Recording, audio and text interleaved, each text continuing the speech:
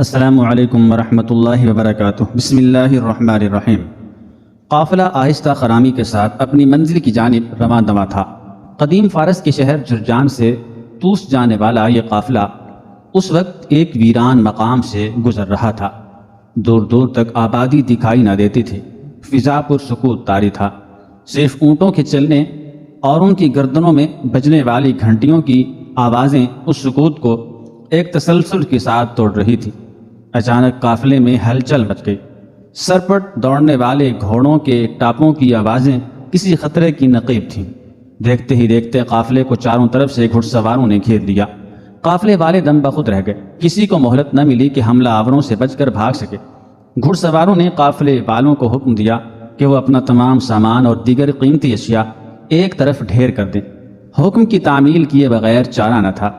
ذرا سی دیر میں قافلے کے شرکاء اپنے کل مال و متاع سے محروم ہو چکے تھے۔ ڈاکو اطمینان سے لوٹا ہوا سامان باندھنے میں مصروف تھے۔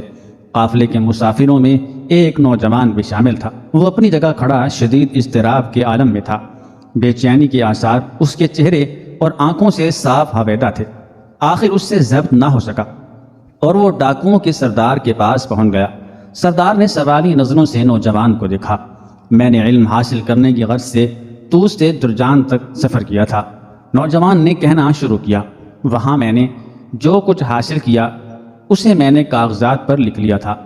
آپ کے آدمیوں نے دوسرا سامان تو چھینا ہی ہے، وہ کاغذات بھی مجھ سے چھین لیے ہیں۔ میں صرف وہ کاغذات واپس مانگ رہا ہوں کیونکہ میں نے اس علم کو حاصل کرنے کے لیے سفر کیا تھا۔ سردار بڑے زور سے ہنسا۔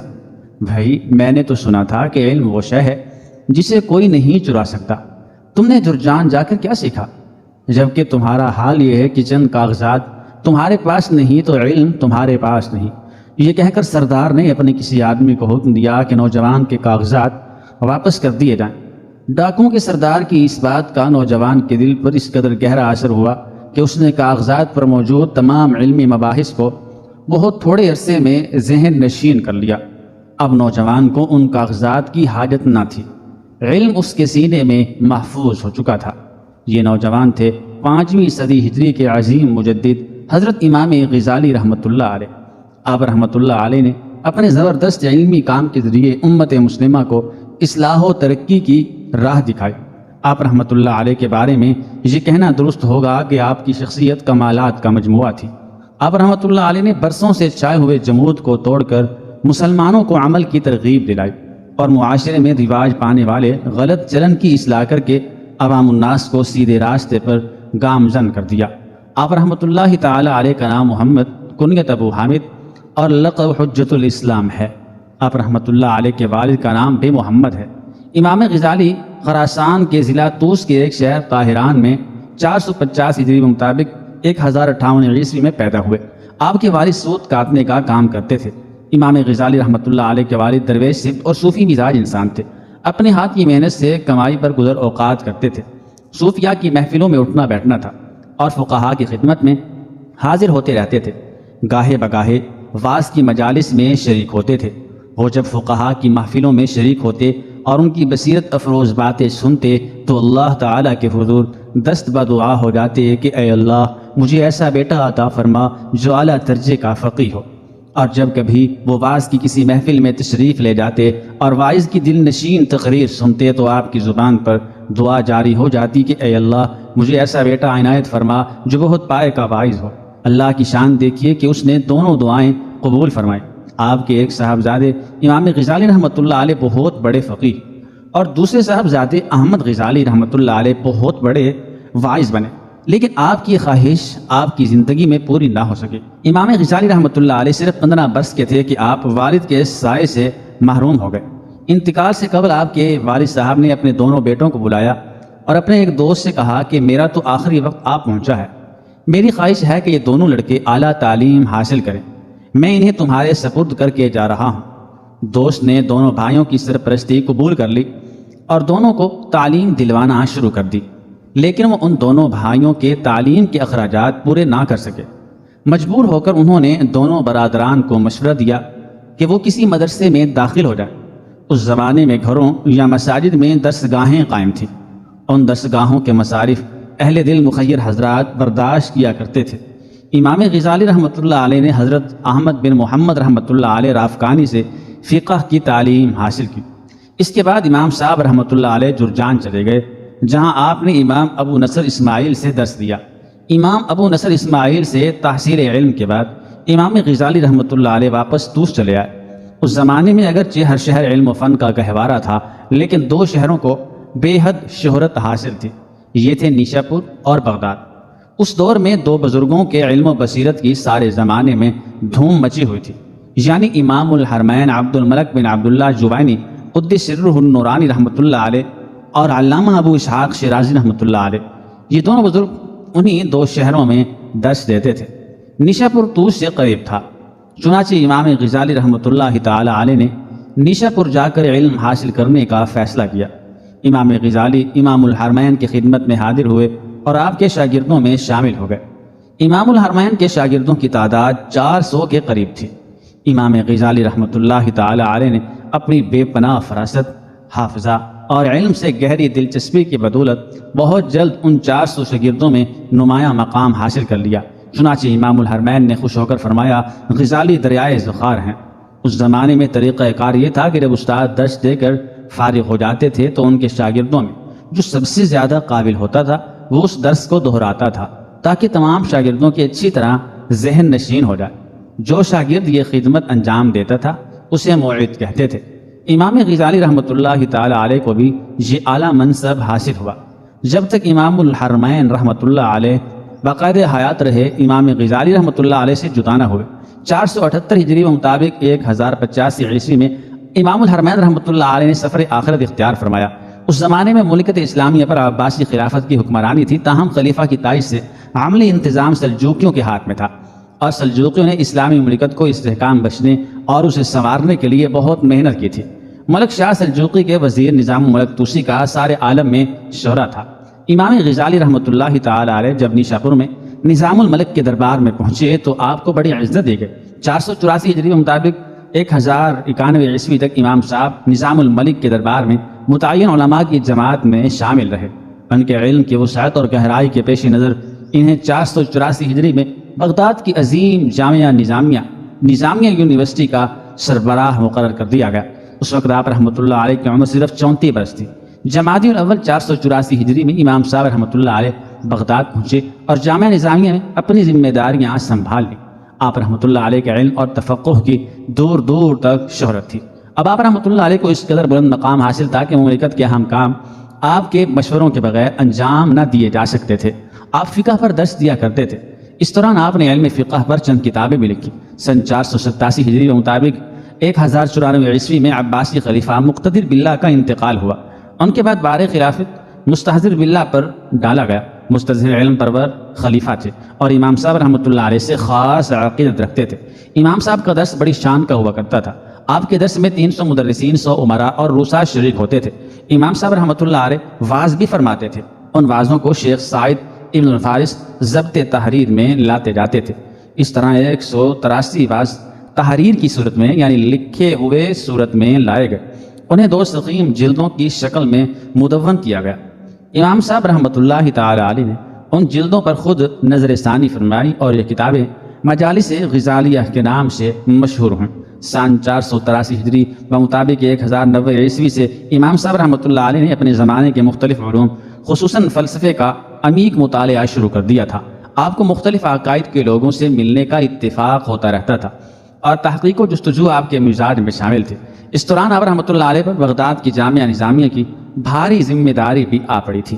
آپ بے حد مصروف رہتے تھے، لیکن آپ رحمۃ اللہ علیہ نے کسی نہ کسی طرح وقت نکالا اور تمام علوم کا تحقیقی مطالعہ کر ڈالا۔ اس مطالعے کے نتیجے میں آپ رحمۃ اللہ علیہ پر جو انقلابی کیفیت طاری ہوئی، اس نے آپ کو اپنی زندگی کا ایک بہت بڑا فیصلہ کرنے پر آمادہ کیا۔ امام غزالی رحمۃ اللہ علیہ نے گہرے غور و فکر کے نتیجے میں یہ بات اخذ کی کہ اصل حقائق تک چونکہ ذوق و حال اور حالات کی تبدیلی سے پہنچا جا سکتا ہے، اور آخرت میں سرخروئی حاصل کرنے کے لیے ضروری ہے کہ اس دار فانی سے بے رغبتی پیدا کی جائے۔ چنانچہ آپ رحمۃ اللہ تعالی علیہ نے فیصلہ کیا کہ آپ کو بغداد سے نکل جانا چاہیے۔ خدا آپ رحمۃ اللہ تعالی علیہ کے الفاظ ہیں، میں بغداد سے نکل جانے کا ارادہ کرتا رہا، لیکن 6 ماہ اسی کشمکش میں گزر گئے۔ امام صاحب رحمۃ اللہ تعالی علیہ نے مکہ مکرمہ جانے کا ارادہ ظاہر فرمایا تو یہ خبر اہل بغداد پر بجلی بن کر گری کہ ان کے محبوب امام غزالی رحمۃ اللہ علیہ بغداد چھوڑ کر جا رہی ہیں۔ آپ کی ذات علوم کے دل دادا اور علم کے پیاسوں کے لیے ایک سرچشمہ کی حیثیت رکھتی تھی۔ حضرت امام غزالی رحمۃ اللہ علیہ کے پاس لوگوں کی بھیڑ لگ گئی جو بڑی عاجزی سے آپ سے درخواست کر رہے تھے کہ آپ بغداد چھوڑنے کا ارادہ ترک فرما دیں۔ امام صاحب رحمۃ اللہ تعالی علیہ نے بغداد چھوڑنے کا اٹل فیصلہ کر لیا تھا۔ آپ کے پاس جو کچھ مال و دولت تھا اس میں صرف ضرورت کی اشیاء پاس رکھ کر آپ رحمۃ اللہ تعالی علیہ نے سب کا سب ضرورت مندوں میں بانٹ دیا۔ 488 ہجری کے مطابق 1095 عیسوی میں شہر بغداد کو الوداع کہہ کر اپنے سفر پر روانہ ہو گئے۔ یہ آپ رحمۃ اللہ تعالی علیہ کی حیات مبارکہ کے ایک نئے دور کا آغاز تھا۔ بغداد سے حضرت امام غزالی رحمۃ اللہ علیہ پہلے شام تشریف لے گئے۔ دمشق کی جامع مسجد اموی میں سکونت اختیار کی۔ آپ کا حال یہ تھا کہ روزانہ جامع اموی کے غربی مینار پر چڑھ کر دروازہ بند فرما لیتے اور ذکر الہی اور مراقبہ شروع کر دیتے۔ 2 برس تک آپ نے دمشق میں قیام فرمایا اور اس دوران ریاضت اور مجاہدے کے ساتھ ساتھ علمی مصروفیات بھی جاری رکھی۔ جامع اموی کو گویا دمشق کی یونیورسٹی کی حیثیت حاصل تھی۔ اس کے غربی حصے میں امام صاحب رحمۃ اللہ تعالی علیہ درس دیا کرتے تھے۔ دمشق سے امام صاحب رحمۃ اللہ علیہ بیت المقدس تشریف لے گئے۔ وہاں بھی یہی معمول رہا کہ صخرہ کے حجرے میں داخل ہو کر مجاہدہ شروع کر دیتے۔ بیت المقدس سے مقام خلیل گئے جہاں حضرت ابراہیم علیہ السلام کی قبر ہے۔ پھر حج بیت اللہ کی نیت سے مکہ مکرمہ پہنچے۔ مکہ مکرمہ میں ایک مدت تک آپ رحمۃ اللہ علیہ نے قیام فرمایا۔ یہاں سے مصر اور اسکندریہ کا قصد کیا۔ اسکندریہ میں عرصے تک مقیم رہے۔ ابن خلقان کے مطابق امام غزالی رحمۃ اللہ علیہ یوسف بن تاشفین سے ملنے کے لیے مراکش جانا چاہتے تھے کہ یوسف کا انتقال ہو گیا۔ چنانچہ آپ رحمۃ اللہ تعالی علیہ نے مراکش جانے کا ارادہ ترک فرما دیا۔ ابن الاسیر کے مطابق امام صاحب نے اپنے مشہور زمانہ کتاب احیاء علوم الدین اسی سفر میں تصنیف فرمائی اور دمشق میں ہزاروں طالبان علم نے خود امام صاحب رحمۃ اللہ علیہ سے اس کتاب کا درس لیا۔ اس سفر میں آپ نے علم العقائد پر رسالہ قواعد العقائد بیت المقدس والوں کی فرمائش پر تحریر فرمایا۔ ممکن تھا کہ حضرت امام غزالی رحمۃ اللہ علیہ بقیہ زندگی اسی طرح گوشہ نشینی کے عالم میں بسر کر دیتے، لیکن اللہ تعالیٰ کو ان سے عظیم کام لینا تھا۔ آپ رحمۃ اللہ تعالی علیہ فرماتے ہیں، میں نے محسوس کیا کہ عام لوگوں کے عقائد متاثر ہو چکے ہیں اور ان میں شبہات کو دور کرنے کی صلاحیت رکھتا ہوں، اور میں ان شبہات کو دور کرنے کی صلاحیت رکھتا ہوں۔ یہ دیکھ کر میرے دل میں شدت سے خیال پیدا ہوا کہ یہی کام کرنا چاہیے، یہی وقت کا فریضہ ہے۔ دل میں کہا کہ تجھے یہ خلوت کب جائز ہے؟ اللہ تعالیٰ نے ٹھیک ایسے ہی لمحات میں جب امام صاحب رحمۃ اللہ علیہ گوشہ نشینی ترک کر کے مفاسد اور برائیوں کے خلاف باقاعدہ مہم کا آغاز کرنے کا ارادہ کر رہے تھے، حکمران وقت کے دل میں یہ بات ڈال دی کہ امام صاحب رحمۃ اللہ علیہ کو نیشا پور کی جامعہ نظامیہ میں آنے کی دعوت دی جائے۔ اس زمانے میں سنجر سلجوقی حکمراں تھے۔ ان کے لائق وزیر فخر الملک نے خود حاضر ہو کر حضرت امام غزالی رحمۃ اللہ تعالی علیہ سے درخواست کی کہ وہ یونانی فلاسفہ کی الغار کا مقابلہ کرنے اور عام مسلمانوں کے عقائد کی اصلاح کرنے کی غرض سے نیشا پور تشریف لے آئیں۔ امام غزالی رحمۃ اللہ علیہ نے اپنے احباب سے مشورہ کیا۔ سب نے آپ کو گوشہ نشینی ترک کرنے کا مشورہ دیا۔ بہت سے بزرگوں نے اس فیصلے کے حق میں خواب دیکھے۔ ذیقعدہ 488 ہجری کو امام صاحب رحمۃ اللہ علیہ بغداد سے روانہ ہوئے تھے اور پورے 11 سال بعد ذیقعدہ 499 ہجری جولائی 1106 عیسوی میں امام صاحب رحمۃ اللہ علیہ پھر باقاعدہ طور پر درس و تدریس اور اصلاح و تبلیغ کے میدان میں اتر آئے۔ آپ رحمۃ اللہ تعالی علیہ نے حاکم وقت کی درخواست پر نیشا پور کے مدرسہ نظامیہ میں مسند تدریس سنبھال لی۔ حضرت امام غزالی رحمۃ اللہ تعالی علیہ نے اس کے بعد جو انقلابی کام انجام دیا اس کی بنا پر آپ رحمۃ اللہ علیہ کو مجدد دین میں شمار کیا گیا ہے۔ یہ وہ دور تھا جب الحاد اور باطنیت کے طوفان نے پورے عالم اسلام کو اپنی لپیٹ میں لے رکھا تھا۔ یونانی فلاسفہ نے تشکیک کے بیج بو دیے تھے، اخلاقی انحطاط پیدا ہو گیا تھا، مذہبی مناظروں کا چلن تھا، باطنی ایک فرقہ تھا جس نے مسلمانوں کو بڑا نقصان پہنچایا۔ اس عالم میں حضرت امام غزالی رحمۃ اللہ تعالی علیہ اٹھے اور انہوں نے اپنی پرجلال تقریروں اور کاٹدار تحریروں سے الحاد و فلسفے کے تار و پود بکھیر ڈالے اور فلسفہ و مناظرہ کی ذہنی عیاشی سے لطف اندوز ہونے والوں کو خواب غفلت سے بیدار کر دیا۔ ان کی انقلابی تحریروں نے مسلمانوں میں نئی روح پھونک دی۔ ان تحریروں کے اثرات یورپ تک پھیل گئے۔ اب تک فلسفہ الحاد اور باطنیت کے خلاف جتنا کام ہوا تھا اس کی حیثیت صرف مدافعت کی سی تھی۔ حضرت امام غزالی رحمۃ اللہ علیہ وہ پہلے شخص ہیں جنہوں نے یونانی فلسفے کا تفصیلی اور تحقیقی مطالعہ کر کے اس کا بھرپور انداز میں جواب دیا اور یونانی فلسفے کی حقیقت کھول کر بیان کر دی۔ امام صاحب رحمۃ اللہ علیہ نے پہلے مقاصد الفلاسفہ کے عنوان سے ایک کتاب تحریر فرمائی، جس میں آپ رحمۃ اللہ علیہ نے یونانی فلسفے کے نظریات اور مباحث کو پوری غیر جانبداری سے پیش کر دیا۔ مقاصد الفلاسفہ کا نسخہ اسپین کے شاہی کتب خانے میں موجود ہے۔ اس کا ترجمہ عبرانی زبان میں ہوا۔ یہ ترجمہ فرانس کے کتب خانے میں موجود ہے۔ اس کتاب کا ترجمہ لاطینی زبان میں ہوا۔ تحافت الفلاسفہ کا ترجمہ دنیا کی کئی زبانوں میں ہو چکا ہے۔ اس کتاب نے فلسفے کے ایوانوں میں تہلکہ مچا دیا۔ امام صاحب رحمۃ اللہ علیہ کا دوسرا اہم کارنامہ مسلمانوں کی معاشرتی زندگی کا اسلامی نقطہ نظر سے جائزہ اور اس کی اصلاح کی کوشش تھی۔ اس ضمن میں انہوں نے اپنی شہرہ آفاق کتاب احیاء علوم الدین تصنیف فرمائی۔ آپ رحمۃ اللہ علیہ نے معاشرے میں پھیلے ہوئے اخلاقی امراض کا جائزہ لے کر ان کا علاج تجویز کیا۔ احیاء علوم الدین سے پہلے فلسفے کی کئی کتب لکھی گئی تھیں، لیکن ان کا پیرایہ اظہار مشکل تھا اور ان میں مذہبی رنگ نہ تھا، چنانچہ عام لوگوں کو ان کتابوں سے دلچسپی نہ تھی۔ امام صاحب رحمۃ اللہ علیہ نے احیاء علوم الدین میں فلسفہ اور مذہب دونوں کو آسان زبان میں سمو دیا۔ اس کتاب کی عجیب خصوصیت یہ ہے کہ اس کو پڑھنے سے دل پر گہرا اثر ہوتا ہے۔ یہ کتاب ہاتھوں ہاتھ لے گئی، لوگ اس کتاب کو سینے سے لگائے رہتے تھے۔ ضخامت کی وجہ سے علماء کرام نے اس کے کئی خلاصے لکھے۔ اس کتاب کی ایک بڑی خوبی یہ ہے کہ پتہ ہی نہیں چلتا کہ یہ کوئی خشک بے مزہ علمی بحث ہے، بلکہ ایک قاری کہانی کے انداز میں اسے پڑھتا چلا جاتا ہے۔ امام صاحب رحمۃ اللہ علیہ نے اس کتاب میں عقائد کی اصلاح کی ہے اور نظام تعلیم کے لیے حضرت امام غزالی رحمۃ اللہ علیہ نے احیاء علوم کا خلاصہ فارسی زبان میں بھی تحریر فرمایا۔ اس کا نام کیمیائے سعادت رکھا گیا۔ دونوں کتب کا اردو میں بھی ترجمہ ہو چکا ہے۔ احیاء علوم الدین دو حصوں میں منقسم ہے۔ پہلا حصہ عبادات کے ظاہری پہلو اور مذہبی رسوم سے متعلق ہے۔ دوسرے حصے میں زندگی کے باطنی پہلو، قلب اور اس کے اعمال سے بحث کی گئی ہے۔ ہر حصہ 2 ربعوں پر مشتمل ہے اور ہر ربع میں 10 کتب ہیں۔ محرم 500 ہجری کے مطابق ستمبر 1102 عیسوی میں سلجوقی وزیر فخر الملک کو باطنیوں نے شہید کر دیا۔ اس کی وفات کے تھوڑے ہی دن بعد حضرت امام غزالی رحمۃ اللہ علیہ نیشا پور کے مدرسہ نظامیہ سے علیحدہ ہو گئے اور اپنے شہر طوس میں آباد ہو گئے۔ جہاں آپ رحمۃ اللہ علیہ نے اپنی رہائش گاہ کے قریب ایک مدرسے کی بنیاد ڈالی اور درس و تدریس میں منہمک ہو گئے۔ 500 ہجری میں حکمران وقت محمد بن ملک شاہ سلجوقی نے نظام ملک طوسی کے بڑے بیٹے احمد کو وزیر اعظم مقرر کر دیا۔ احمد نے امام غزالی رحمۃ اللہ علیہ سے بغداد آنے کی درخواست کی۔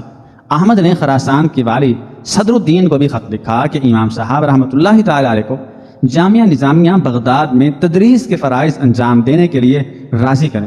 امام صاحب رحمۃ اللہ تعالی علیہ کے نام خط میں احمد نے لکھا کہ بغداد اسلام کا مرکز ہے، آپ کے قیام گاہ یہاں ہونی چاہیے تاکہ دنیا کے تمام حصوں کے لوگ آسانی سے آپ تک پہنچ کر اکتساب علم حاصل کر سکیں۔ اس خط پر خلیفہ کے دربار کے تمام اراکین نے دستخط کیے۔ حضرت امام غزالی رحمۃ اللہ علیہ نے ان خطوط کے جواب میں ایک طویل خط میں بغداد آنے سے معذرت فرمائی۔ سن 501 ہجری یعنی 1107 عیسوی میں اندلس سے ایک صاحب امام صاحب کے پاس علم حاصل کرنے کے لیے آئے۔ ان کا نام محمد بن عبداللہ تھا۔ انہوں نے امام صاحب رحمۃ اللہ علیہ سے علوم حاصل کر کے ان میں کمال پیدا کیا۔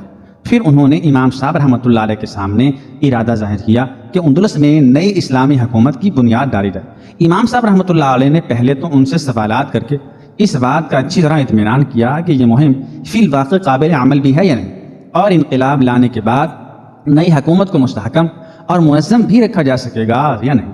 جب امام صاحب رحمۃ اللہ علیہ کو اطمینان ہو گیا تو آپ نے اجازت دے دی۔ محمد بن عبداللہ اندلس گئے اور انہوں نے وہاں جا کر نئی حکومت قائم کی۔ وہ خود حکمراں نہیں بنے بلکہ انہوں نے عبد المومن کو سربراہ بنایا۔ یہ موحدین کی حکومت کہلاتی ہے جو تقریباً 200 برس تک قائم رہی اور اس نے عظیم کارنامے انجام دیے۔ حضرت امام غزالی رحمۃ اللہ تعالی علیہ نے اپنے اساتذہ سے درس حاصل کرنے کے دوران یوں تو لاکھوں احادیث نبوی صلی اللہ علیہ وآلہ وسلم سنی تھی، لیکن باقاعدہ طور پر حدیث کی جانب توجہ نہیں فرمائی تھی۔ چنانچہ امام صاحب رحمۃ اللہ تعالی علیہ نے مشہور محدث حافظ عمر بن ابی الحسن رحمۃ اللہ علیہ کو اپنے ہاں مہمان رکھا اور اسے بخاری اور صحیح مسلم کا درس دیا اور اس کی سند حاصل کی۔ حضرت امام غزالی رحمۃ اللہ علیہ اپنی زندگی کے آخری لمحات تک ریاضت اور تصنیف و تالیف میں مصروف رہے۔ 14 جمادی الثانی 505 ہجری بمطابق 18 دسمبر 1111 عیسوی کو آپ رحمۃ اللہ علیہ نے اسی شہر طاہران میں انتقال فرمایا جہاں آپ کی پیدائش عمل میں آئی تھی۔ حضرت امام غزالی رحمۃ اللہ تعالی علیہ کے بھائی احمد غزالی رحمۃ اللہ علیہ فرماتے ہیں پیر کا دن تھا، صبح کے وقت امام صاحب رحمۃ اللہ علیہ بستر سے اٹھے، وضو کر کے نماز ادا فرمائی، پھر کفن منگوایا اور آنکھوں سے لگا کر فرمایا آقا کا حکم سر آنکھوں پر، یہ کہہ کر ہاتھ پھیلا دیے۔ لوگوں نے دیکھا تو روح قفس عنصری سے پرواز کر چکی تھی۔ امام صاحب رحمۃ اللہ تعالی علیہ کو طاہران میں ہی سپرد خاک کیا گیا۔ آپ رحمۃ اللہ علیہ نے اپنے پسماندگان میں چند لڑکیاں چھوڑیں۔ حضرت امام غزالی رحمۃ اللہ علیہ نے درس و تدریس کے علاوہ تصنیف و تالیف کا گراں بہا کام انجام دیا۔ آپ کی کتب اور رسائل کی تعداد سینکڑوں میں ہے، ان میں سے بعض کئی جلدوں میں ہیں۔ آپ نے جن موضوعات پر قلم اٹھایا ان میں فقہ، اصول فقہ، منطق، فلسفہ، کلام، تصوف اور اخلاق شامل ہے۔ تصوف و اخلاق کے موضوع پر آپ کی کتاب احیاء علوم الدین کے علاوہ مشکات الانوار، فی الطائف الاخبار، فلسفہ میں مقاصد الفلاسفہ، کلام میں تحف الفلاسفہ اور فقہ میں بسیط مجموعہ فتاوی، اصول فقہ میں تحسین الماخذ، شفاء العلیم، منطق میں معیار العلم اور میزان العمل مشہور ہیں۔ فقہ پر آپ رحمۃ اللہ تعالی علیہ کی کتاب بسیط کی تقریباً 70 شرحیں لکھی گئی ہیں۔ امام صاحب رحمۃ اللہ علیہ نے ایک کتاب توریت اور انجیل میں تحریف کے ثبوت میں لکھی۔ اس سے ظاہر ہے کہ آپ تورات اور انجیل کا علم بھی رکھتے تھے۔ امام صاحب رحمۃ اللہ علیہ کے شاگرد بے شمار ہیں۔ خود امام صاحب رحمۃ اللہ علیہ نے ایک خط میں ان کی تعداد 1000 بتائی۔ امام صاحب رحمۃ اللہ تعالی علیہ نے باقاعدہ شاعر نہیں کی، لیکن آپ رحمۃ اللہ علیہ اعلیٰ شعری ذوق رکھتے تھے اور آپ نے رباعیاں بھی کہیں۔ حضرت امام غزالی رحمۃ اللہ علیہ نے تقریباً 55 برس کی عمر پائی۔ اس مختصر سے عرصے میں آپ رحمۃ اللہ تعالی علیہ نے اصلاح و تجدید کے عظیم کارنامے انجام دیے۔ اس عرصے میں 11 برس کی شہر نوردی اور گوشہ نشینی کا عرصہ بھی شامل ہے۔ 20 برس کی عمر میں آپ رحمۃ اللہ تعالی علیہ نے تصنیف اور تالیف کا آغاز فرمایا۔ آپ رحمۃ اللہ تعالی علیہ کی زندگی فی الواقع ایک مجاہد اسلام کی مثالی زندگی ہے۔ کسی زمانے میں آپ رحمۃ اللہ علیہ کے شاگردوں کی تعداد 150 سے کم نہیں رہی، دور دور سے مسائل آتے تھے اور آپ رحمۃ اللہ علیہ ان پر فتوے تحریر فرماتے تھے۔ درس و تدریس کے علاوہ لکھنے کے لیے وقت نکالنا اور اپنے اہل خانہ کو وقت دینا بے انتہا مشکل کام تھا، لیکن حضرت امام غزالی رحمۃ اللہ علیہ نے یہ مشکل کام کر دکھایا۔